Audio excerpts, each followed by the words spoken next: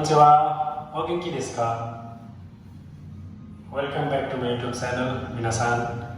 मैले चाहिँ अब धेरै दिनपछि आफ्नो YouTube च्यानललाई फेरि कन्टिन्यू गरेको छु र चाहिँ अब मेरो पहिलाको YouTube च्यानलमा चाहिँ लेसन 1 सम्मको भिडियोहरू मात्रै थियो।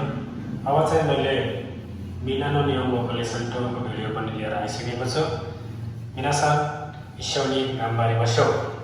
ल यसरी चाहिँ हामीले यो लेसन 2 पढ्नको लागि मैले केही यसमा इन्ट्रो लेखिदिएको छु। लेसन 1 मा हामीले वातासी भनेको आफ्नो बारेमा भन्ने कुराहरू सिक्यौं। जस्तै म चाहिँ विद्यार्थी हो, म चाहिँ बैंक कर्मचारी हो, मेरो बाबा चाहिँ यो, मेरो साथी यो, म यहाँबाट आएको, तिनी कुराहरू चाहिँ हामीले सिक्यौं लेसन 1 मा। अब चाहिँ हामीले लेसन 2 मा चाहिँ के पढ्छौं भनेपछि एउटा वस्तु है, वस्तुको बारेमा। जस्तै यो चाहिँ त्यो, यो त्यो, उ त्यो, यो पेन हो, यो पेन्सिल हो, यो बुक हो भन्दाखेरि यिनी कुराहरूलाई चाहिँ हामीले नियममा कसरी गर्ने त्यसको बारेमा चाहिँ हामीले लेसन 2 मा पढ्ने छौं है। अब दाइनिका है, दाइनिकामा के छ हाम्रो इम्पोर्टेन्ट बुदाहरू भन्दाखेरि तपाईहरुले यहाँ हेर्न सक्नुहुन्छ कोरे सोरे आरे, कोनो सोनो आनो। यो कुरा हाम्रो लेसन 2 मा मेन हो, मेन इम्पोर्टेन्ट भनेको यही कुरा हो। कोरे भनेको यो, सोरे भनेको त्यो, आरे भनेको उ त्यो। यसैको पनि पोलाइट फर्म कोनो सोनो आनो, यसको मिनिङ पनि यो त्यो उ त्यो हुन्छ। तर यसको युज गर्ने तरिका अलिकति फरक छ। जस्तै हामीले कोरे सोरे आरेलाई युज गर्नको लागि यसको एउटा स्ट्रक्चर छ, बनावट छ। कसरी हामीले यसलाई युज गर्ने भन्दाखेरि यहाँ हेर्नुस्, कोरे सोरे आरेको पछाडि वा पार्टिकल आउँछ, त्यसपछि वस्तुको नाम आउँछ।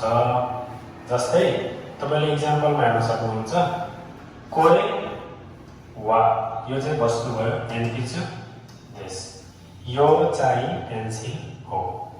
फेरि सोरे भन्दाखेरि यहाँ एक्जाम्पल हेर्नुहुन्छ सोरे वा होन देश, होन भनेको चाहिँ किताब, मिनिङ चाहिँ याद गर्नु होला साथीहरु, त्यो चाहिँ किताब हो भन्दा सोरे वा होन देश।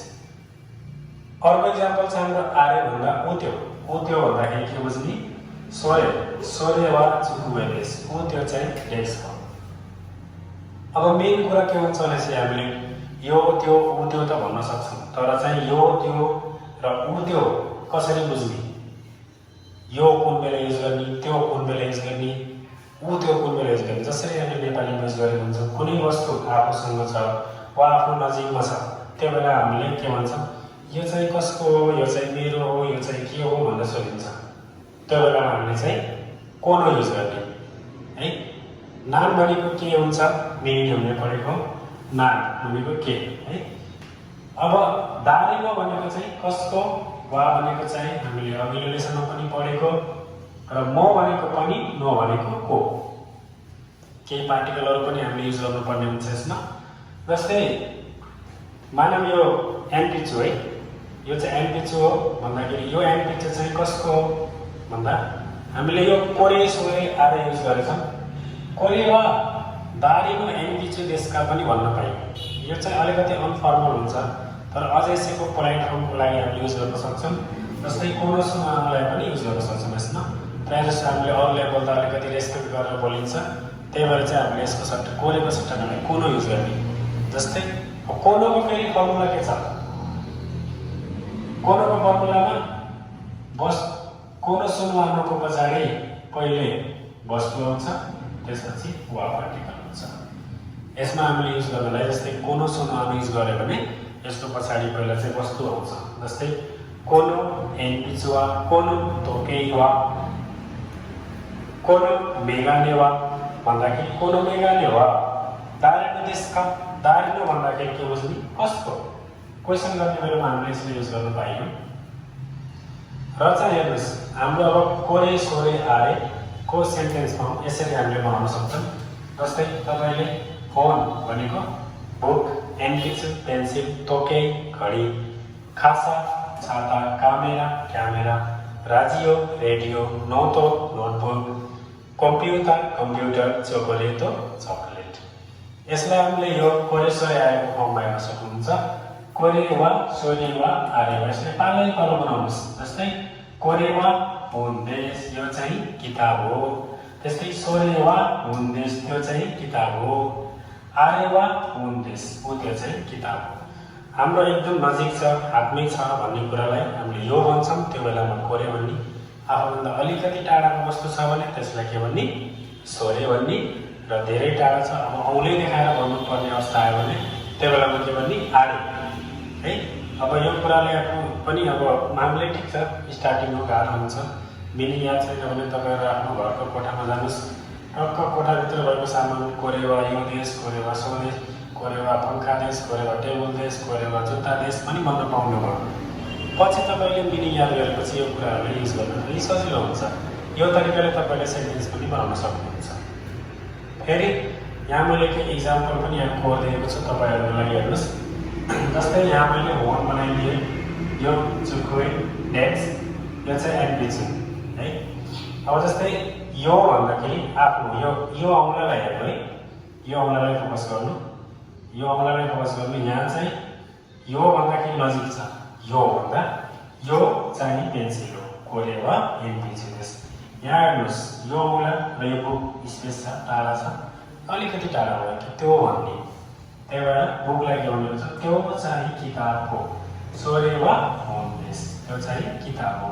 त्यस्तै अब यो चुकुएको कुरा गर्दा चुक्यो भने के हुन्छ?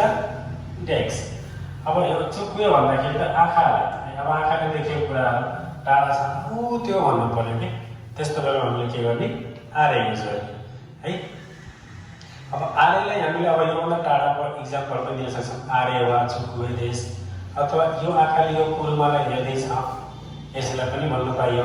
योभन्दा धेरै टाढा छ नि त यो कुरुमा भनेको कार है। त्यही भएर त्यो चाहिँ कार हो भन्दा आरे वा कुरुमा देश। हामीले यसरी कोरे सोरे आरेलाई युज गर्न सक्छौँ, वस्तुको पछाडि वस्तुको लागि युज गर्छौँ हामीले यसलाई प्रायः जसो। र यसमा चाहिँ हाम्रो के छ? अब कोनो सोनो आनो, यसलाई कसरी युज गर्ने त है? जस्तो तपाईँले भन्नुहुन्छ सेन्से हामीले त कोरेवा होन देश मात्रै पढ्यौँ, कोनो होन वा देश पनि भन्नुहुन्छ कि नै? त्यस्तो किसिमको हाम्रो चाहिँ इक्जाम्पलहरू मिल्दैन। हामीले कोनो सोनो आनोलाई एउटा कसैलाई आदर दिएर बोल्नको लागि, जस्तै हामी कुनै पसलमा जान्छौँ, कोही साथीलाई भेट्छौँ, कसैको घर जान्छौँ, त्यो ठाउँमा यो चाहिँ कसको हो, यो चाहिँ कतिको हो मूल्य सोद्धाखेरि, अथवा यो चाहिँ कसको हो, त्यस्तो कन्डिसनमा हामीले यो कोरे सोरे आरेको सट्टामा हामीले कोनो सोनो आनोको प्रयोग गर्छौँ। माना हामी कुनै पसलमा गयौँ, पसलमा अब एउटा कपडा किन्न गयो भने कपडाको मूल्य सोध्नु पर्यो। जस्तै सुमिमासे कोनो टी स्याचो भनेको टी सर्ट, कोनो टी स्याचो वा इकुरा देशका, इकुरा भनेको कति है, इकुरा भनेको कति भन्दाखेरि कोनो टी स्याचो वा इकुरा देशका, यो टी सर्ट चाहिँ कतिको हो? त्यो बेलामा हामीले कोनो सोनो आनो युज गर्न पायौँ है। यसरी चाहिँ हामी लेसन 2 मा कोरे सोरे आरे र कोनो सोनो आनोको युज गर्छौँ।